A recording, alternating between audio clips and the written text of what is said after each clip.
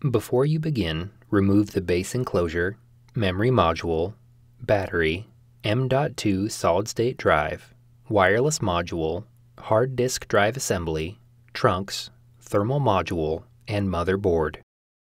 Removal. Important. Make careful note of the routing of the wireless antenna and display panel cables for later replacement. Remove the retention tape that secures the wireless antenna cables to the speakers and top cover. Remove the wireless antenna cables from the routing channel on the speakers. Remove the display panel cable from the routing channel on the speakers. Lift the speakers off of the alignment pins on the top cover and remove.